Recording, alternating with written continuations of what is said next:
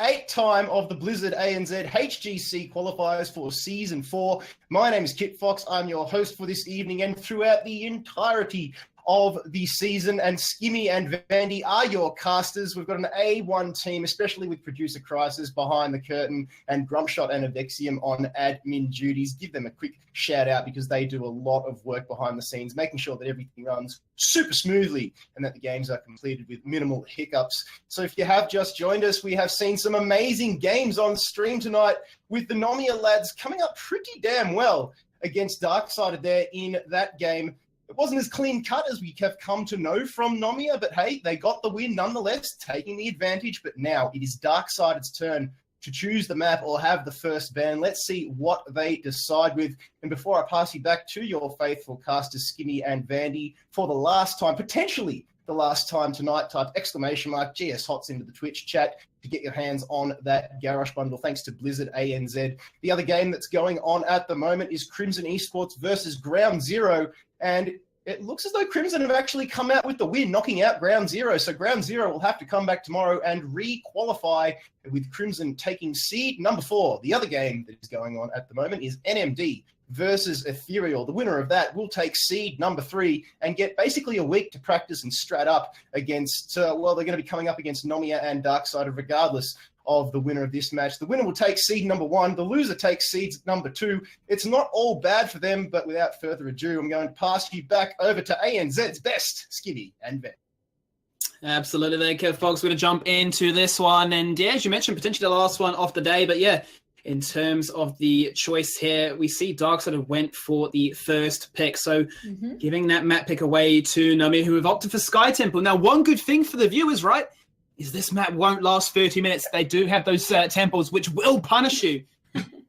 Yep, you can actually, it's like that Blackheart's Bay. You can actually just end through the objective. So it's on a timer, this game, thankfully. So let's see what the boys can do. And if you're on the side of Darksided, however, you'd be feeling a little bit, I think, robbed of the chance. And a lot of that came down to how Nomia executed their globals. It was patient, it was long, but like you said, it was always going to favor them if Darksided weren't going to seize the initiative and force something. I mean, it's not the most attractive style of Heroes of the Storm, but it gets wins. And at the end of the day, that's exactly what they're after. This is a new team. This is a new Nomia for the viewers that aren't aware. This is still the name that has been around for such a long time in the ANZ region, but with a couple of new additions and with their tank player, Robodoba, moving to Darksided. So there's a lot of rivalry now between this roster. If there wasn't already, there's even more so now, Vandy. It really is. So new versus old versus swapping around. It's a lot of pride that's been going around. So as we could say, we felt the tension in the last game. And I mean, you and I, even though we were frustrated, it's because there was just so much on the line for the teams. Yes, it was in the finals. It's about just setting the tone for the rest of the series. Uther being the first choice to go to on the side of Darksided, and I believe it'll be Moops playing that one. We've seen him time and time again on that Uther do some great Divine Shields. So no surprises that he's selected this one out.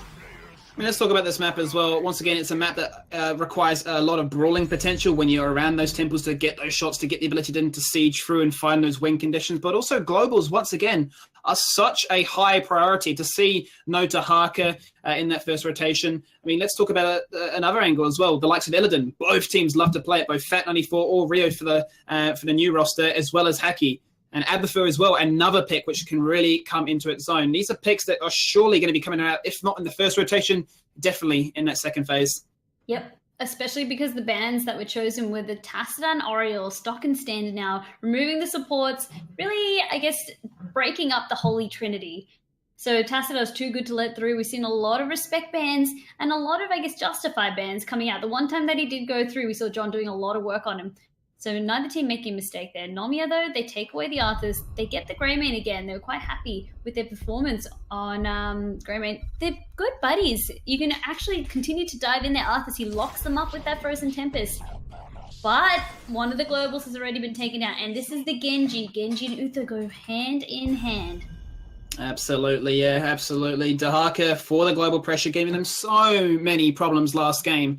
But this will definitely add to what they lacked from game number 1. And Genji is that styling hero. It can be good when it pops off, it can be good, even still when you're behind, because it has the potential to always come on back. And especially with the Divine Shield, you are looking to do things with that Dragon Blade. Let's see what kind of direction Nomia decide to go with this banning phase. They're opting between both ETC and Anub'arak, which to me potentially screams they're thinking Illidan.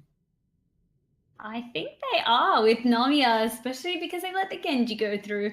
Got the Uther, so they had the Uther last time, but this time they snapped up the Arthas, like you said. However, the Illidan Abathur, they could pick both. Works really well with Greymane. I'd like to see what they're considering with their draft. They're banning out their ETC as well. It is either denying that global pressure that they got, or also just the pressure of having the Mosh. He also has a lot of crowd control. He's a great pick. That Prog Rock as well was doing a lot of additional, I guess, unnoticed healing for the team. So good pick, I guess. Or sorry, good ban on the side of Nomia. It just finds so much value against a composition like the Arthas and Greymane. You always have the threat if I dive in, can I get back out? And if you've got the power slide, you've got the mosh pit. Do we need to actually invest in a hero specifically for an interrupt? If you don't want those things to consider, then hey, you have to ban that ETC away. It's cool to see the meta for tanks slightly shift up in that regard. Anub'arak no longer the god tier must pick. No, yeah, thankfully. I mean, I was starting to get stale of the bug meta. It was starting to bug me. I couldn't resist. The meme queen is on full display. No, it's getting late in the night, so I'm just getting rowdy. But yeah, it's good to see that the meta has evolved somewhat. I don't know. I mean, a lot of players are saying that they don't like the double support meta. A lot of that reason is because of the tiering of supports, I guess, is the best way to phrase it. If you don't really get the Oriole or Tacita, or if you don't even get the Uther people or Malfurion, people just feel like there's not really any viable support. So poor Rhaegar, Brightwing, we have started to see a lot more, but they aren't people's first choices. Where do they decide to go with this one? Obviously, they have the Arthas and Greymane. I want to see the Illidan and Abathur, but that's just selfish picks right there. I still think it would work quite well. They showed that they were happy to utilize the globals. I mean, the Abathur, not necessary for the Illidan comp. It does mean they have a weaker early game, but if they want to play the rotations, so they want to play the macro, they have to feel quite confident in their ability to hit that 10 power spike and just force it from there. They're going to run this one down to the clock, though, Vandy. There's Illidan. We called it, and it is the Rhaegar too. So one good thing to take away from this, right, is because they had a heavy support choke in that initial phase on both Oriole and Tacita, by banning away Stitches, this actually, I suppose, really allows it, because now they have the big Ancestral to complement the Illidan or Greymane when they go in. But there's that Anub'arak to follow up with, as we were just talking about him. He's down, but he's not out, is what Darkseid is saying. He's still very, very strong, Skimmy. And if you can lock out one of just any member, and if Nomia cannot break out that person in time, it could go quite well. They take it. Is this going to be a deny pick that we see, or did Darkseid actually want it to complement their Genji? I mean, it's actually not too bad if you think about it, because it complements Anub'arak, Genji, and Dahaka really, really well. If they try and force a fight, if they try and get a solo kill like they did last game, the Abathur hat is there. Suddenly, what looks so attractive and so easy to pick up is turned around on its head. But the one big talking point for me is what build he goes. We've seen so many different builds, especially on this map. Some that opt for the mines, for the pick potential. Some that opt for the ability to empower a hero, like when you have an Illidan. But some actually go for the mule at level 7, saying we understand that we might lose early game, and we have that turtling ability always ready. So you know how we said that there could be an end to this game because of the way the temples worked? And Abathur can really stall that, especially if he gets Mule at level 7. So with that in mind, let's wait and see what they pick. But last pick on the side of Nomia now, they don't have that Abathur. Looking at that, I mean, their tank is just on Arthas. They do have that Greymane, the Illidan. So they've got the global, they've got the dive. What do they want as their last? I wouldn't mind a double support. I wouldn't mind the Brightwing here, actually. Yes. Okay, so they go for the Faster instead. I was just going to say, I mean, they can go for the Brightwing for the denial, so when Genji jumps in, or Anub'arak, whoever it might be, the Polymorph is there, the CC is there. You are not leaving once you've committed to us. But they go for the Faster. Arguably, we talk about the Faster-Genji matchup. It's pretty rough for the Faster, let's be honest. But they're feeling confident in the ability to say, we just want to out-rotate you, and we just always want to avoid these team fights. It's just what Nomia have always been known for. Nomia, they've showed that last game they were happy to roll with double globals. They're going to try to do it again with the Illidan. This time, we do see Rumac on this. And Fat94 once again on the Faustad. So a couple of things have been swapped. It's always interesting. After the first game, you see teams almost swap over to like what Darkseid were running, a little bit of what Nomia had, but it's a bit of a hybrid to then change with the map in mind because it's different objectives and I guess a different way to win the game. That's what you got to do when you're the captain. You got to take one for the team. Rio, arguably a really, really strong melee player, so he's quite happy to flex into that range carry. And I'm sure if he does feed up a storm on this one, drop a bit of a meme in the chat and call him Feed 94. But let's get on a serious note. 1-0 to Nomia right now in the final game of the night. The final series at that as well. Potential final. It could go to the third game. Let's introduce this team on the left. In blue, it is Team Nomia. It's Fat94 on Falstead. John once again on Greymane. Vanilla on Rhaegar. Penta Unleash on Arthas. And Riomac on Illidan. And on the red side, we've got Team Darksided with Moops on Uther, Demise on Abatha, Sashin playing Anubrak, Haki on Genji, and Robodoba playing Dahaka. Darksided with a adapted composition here. They need to find some picks in the early game. That was, I think, the biggest talking point from game number one. They had this aggressive comp. They weren't able to snowball enough of a lead, allowing the game to be stalled out as much as it was. And with the Abatha there, you are a man down. You really are. So, I mean, although you're getting that body soak and you're getting the experience, you are essentially fighting 4v5, anything major in a team fight. So that means your temples and things like that. I mean, Abatha can empower you, yes, but instead you're lacking your body until that all-important level 10 where you can get ultimate evolution. Let's see how they decide to put these lane matchups. It is going to be Illidan and Dahaka in the top lane. Standard stuff to start things off there. But if we bounce between these lanes, between mid and bot, the wave clear is probably the biggest thing I'm looking at this one right now, Vandy. Nomia have so much wave clear between those three single-handedly, but both Genji and Uther aren't really known for that. Yep, actually Nomia, they're packing great wave clear across the board, so very well spotted, Skimmy. It could actually hurt Darksided in the long run. Means they really have to put a priority on finding these kills. If they can't, then we're going to see a little bit of a repeat of game number one. It's going to be rough. If you can't find those kills in the early game, you start to really put yourself in a situation of let's catch up, let's turtle, let's find these levels, let's get these talents, let's do something when the opportunity presents itself. Temples do spawn, guys, in 5 seconds. Penta is going to go for the vision point.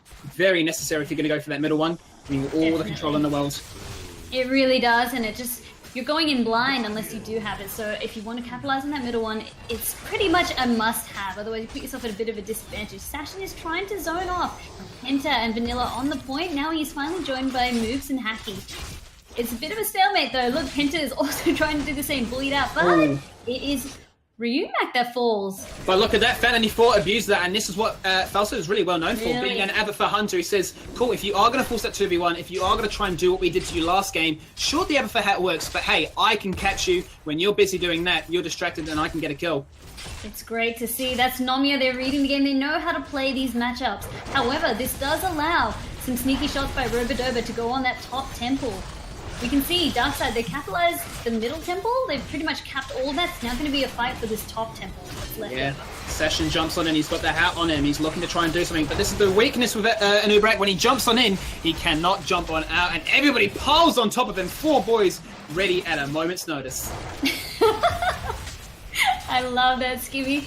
You just say when and where, and I can have 20 boys at and There's no butcher in this game. You can't butcher that one. Ah, so good. Alrighty.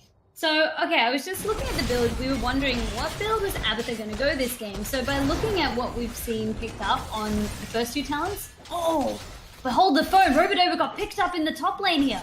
He's just not having a great game back to back. Nomia, they're focusing all their attention on their old team member. Yeah, he jumps on in and he jumps straight on back out as Sasha now rocks up to the crew. He's got moves and support that hat on top of him, but this is the weakness of an Abatha comp. You can't find the kills. So if you drop early, you put your team at a significant disadvantage. And now allows Nomia to pick up the temple, and now allows them to hit 7 first. And so, sorry, to just finish off my point, it looks like it's going that symbiote build where you can really empower the heroes. So we're seeing pressurized glands and sustained carapace being picked up. Let's see how they decide to do this one here. Rio's going to go straight on with the Night Camp. A very early pickup by them. Not going to play around with this, finding too much value. More so prepping themselves for the second phase of Temples. And if we look down in the bottom lane, look at all those mines around Nomia's Giants. It will really offer that vision, and then it just really indicates to Darksided where Nomia are, what they're doing. So they have full vision awareness of what they're doing. They aren't in a position where they can actually invade, but it's just still good to know. You can then anticipate the next rotation. Or after we've got the Giants, you generally will either push with them or rotate away from them. Mule is picked up, and I like this choice here from Demise, known for his ever for play and known for his ability to stall this one out. But Session jumps on and he wants to get aggressive. They've got 7. They've got the ability to make some plays. They go for the clear on the Knights. They're going to delay picking up their one, but that Mule has to find some value, has to delay the inevitable here. Yeah, unfortunately, that Mule was not able to be deployed before that first fortification in the top lane could be taken by Nomia. And we are also seeing, on the side of Darkside, they're getting ready to prep for that night camp. When the next temple spawns, it's very advantageous to have that because it's always going to be in the bottom lane. So that's just getting that pure value. Nomia have already used it. Bot lane. Robodoba again. 3rd time he's being picked up. It's reminiscent of Dragonshire. They're just picking off the solo laner and saying, look, we know how you like to play. They are bullying the newbie. I also feel like Nomia, they really took a lot out of what happened to them at the Western Clash. This was what Air Force Esports essentially did to them on Infernal Shrines. They punished the Dahaka. They punished how he can be so immobile. If you just leave him to his own devices, he's great, yes, but he's also a very easy gank target if you have some crowd control with you. Level 10 has been picked up. Nomia in such a comfortable situation. The macro game is on point, and they've got the kills, and they've got the ultimates now to try and make some plays with. If they're aggressive with this one, they finish off the temple, they can even potentially look to try and pick up the boss as well. Nomia are looking very comfortable in this. With level 10 and their heroic talents now online, they are in a very, very good stead, Skinny, and they will try to find a fight if they can. Utilize this advantage. Nomia are definitely known for it. Like you said, really show with that Abathur. Look at this, Skinny. I just realized that Abathur demised the Mule. The entire time the temple was firing, the Mule was going off as well, really stalling the inevitable. Essentially, the value you're looking to find out from that one. Wow, Ryu jumps in, he jumps straight back out, friend and foe, finding a lot of value with that one as the Impale comes across. Level 10 is still a little bit away before Darkside can pick that one up. So, yep, the call is made. Let's get the boss, and I love this. Yeah, that's what Nomia need to do, because as I was going to finish my point, level 10 means that Abathur can join in with Ultimate Evolution. Suddenly turns those 4v5s, or let's say 4.5 versus 5s, because he kind of counts the half with the symbiote. 6.5 out of 10 is what Heroes of the Storm is known for, and 4.5s out of 5s is what you're talking about. As they pick up the boss, level 10 is soon to be there, and now we have it. There we go. So boss very convincingly taken by Nomia. They really had no contestation because really if Darkseid went up against it, it would have been a huge disadvantage. I mean, if you just if you're just a few talents, you can't fight against 20 and 10. Those are the most important talents in the entire game. I love that there from Ben. He actually got jumped upon by the boys from Darkseid. They said, look, we need to get a kill. We cannot have the same happen to us as last game. They collapse, but the gust is good. They burn it.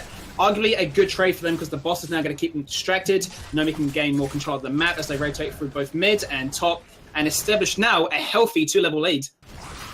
That's it. And it's not going to just stop at 2 levels. With 13 around the corner, Nomia, look at this. They're seeking value wherever they can by getting that camp. Hacking could be in a bit of trouble. This is good. This is good from Darkseid. They realize, hey, we need to try and make something happen before that talent is picked up. They force it with the clone. They can't find the kill. They just back on out and say, cool, you can have our camp. We don't care. Yeah, that's good to see, but I was a little bit worried there. Luckily, the other members of Nomia, they weren't interested in finding it rotated onto the mid lane. Otherwise, I thought with that Howling Blast from Penta, could have opened up and started a fight there. Nomia went for the collapse. Whilst that was all going down in the bottom lane, they try and once again target Robodobo and Dahaka, really trying to bully him, really trying to sort of irk him into his new role on this team. He has swapped from the Warrior to the Flexing Bruiser in this case, but they're going to split the roster up. Fan94 on his own in the top lane. 3 boys from Darkseid are there, but the collapsing on the bottom lane is also where the fight is going on. The temple now is spawned, so this is where Globals can really come into it. So 2 members now sent to deal with Fat94. He's out of mana though. Ryu is there to back him up, but Dragonblade comes out. Finally, at the last moment, Gus comes out. But while all that was happening, Uther is the one to fall in that bottom lane. Uther drops in the bottom lane. Haki looking for the execution onto Ryu, and he does get it. Beautiful stuff there by Haki. The reflect isn't there, but he gets the kill, and they need that. They need that now to pick up the temples themselves, try and even out this game. They don't have 13, but they can pick up any kill they can find. Good trade there. So they knew that even though that they had a member fall in the bottom lane, they had to find that value. Otherwise, by sending 2 members up there for so long to leave empty-handed, it would have punished them. This meant Robodoba could finish taking the rest of the temple in that top lane. John is out of money. He picks up the Giants. He pushes in the wave. He is forced to back on out. Cannot sustain that for any further. Alphas will pick up the remaining shots on here, and this is going to allow them once again to keep this XP lead in their favor. 2 levels still nice and healthy. But they traded out Darkseid and Robodoba finishing off the top shots as they are on the cusp of hitting 13.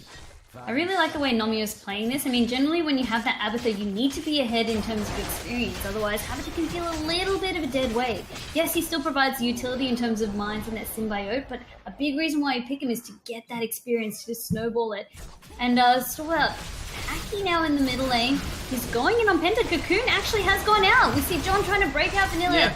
Cocoon is there onto Vanilla trying to prevent the Ancestral Gust. Comes across, beautifully used there, ensuring that nobody is picked off. And just as you mentioned that, Vanny, I was just going to say, they have not had a single team fight just yet. No, they really haven't. Nomia, they're so good at disengaging, and that's the utility that their team's brought. They don't want to fight. It's just that double globals. They can push for days. It's a lot easier on this for them because of the temples. The temples will do the push for them, essentially. Keep took shots in the bottom lane, but if you see there, the Mule is tick-tocking away. It's keeping it health up, but look at the mid lane. That's where the action is happening. Dragonblade comes across.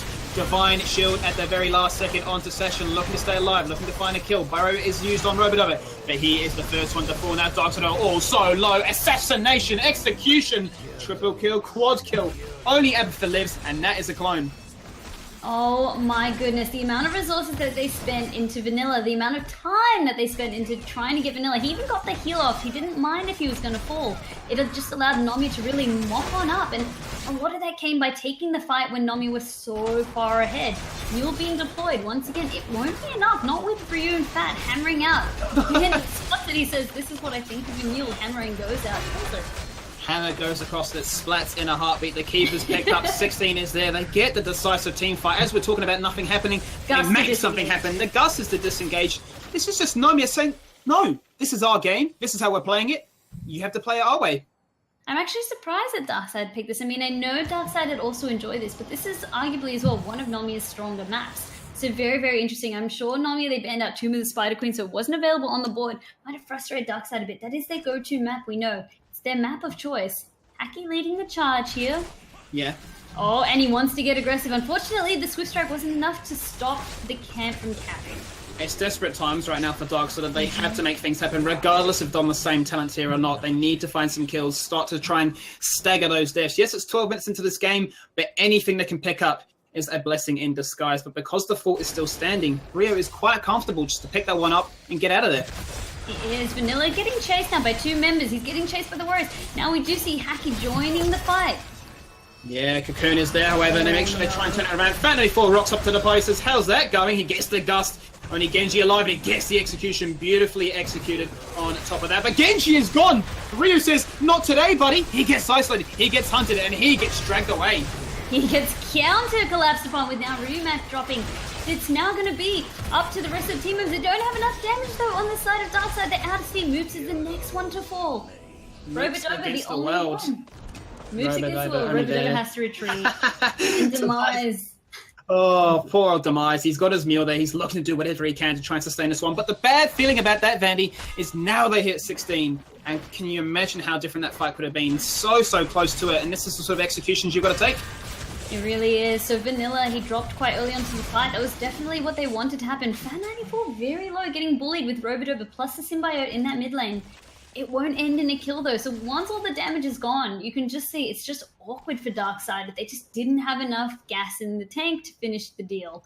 And Nomia, with all their damage alive, they said, yeah, you got us, look great, but he's done what he needed to. The damage is now here. We can take you out. It's just punishing Darkseid. Temple finishes, and look how low that keep is in the middle lane there, Vandy. So low. When is the Mule available? It's up in 5 seconds for Demise, and he'll be looking to try and sustain that for as long as possible. But still, level 19 has just been hit. 20 is on the horizon. Next Temple phase will be coming around shortly, and that will seal the deal. Not to mention, there's always the threat of Boss. Yep, Boss, either it's going to be a throw or seal the deal. Love it, hate it, but Boss is online for better or worse. Let's see what teams can do with it. Nomia, I feel if they get at least even like 1 or 2 kills, they're happy. They've got the Gus with the way Fat 94 has been using them. So controlled, so well. He knows exactly when he needs to use it to either disengage or engage in some cases. But really, it's just been about, as soon as they get the objective, and there's no sort of chance of a fight starting because the Gust is there to really bail out everyone. You can see what Darkseid are actually doing, trying to make a Hail Mary play here, just camping the boss, saying we need to try and find where you are. The Ancestral is forced to come out. They're not going to be too phased by that one, however, because now they can get the turnaround. They're looking for Sessions. They're looking for the claps. The Gust is there. The kill is coming across, and Sessions says goodnight. Even though that was a team member of Nomia in there, it's still got the kill, and we can see Haki's trying to get that Divine Shield. He can't get any kills, he can't get any resets, he's a sitting duck. Moves now, he's just moves against the world, he drops. Yeah, these extended team fights just really work in their favor right now. They hit 20, they have all the control, all the time in the world. Win condition open in the top lane, respawn time is so long. Do they need to even phase themselves about these temples? I don't believe they do. Just hit this keep, go for the end, and go for the core. Once again, that little pesky mule, they don't care this time. They've got enough damage to take down the keep. The call for core has been made. Nomia wastes no time. Like I said, they played that fight to a T by ignoring the cocoon. Instead, they just pop stash. This is it. The core is going to fall. The shield is gone. That core is getting shredded on down. There is nothing they can do. And in convincing fashion, a new Nomia take this one out 2-0.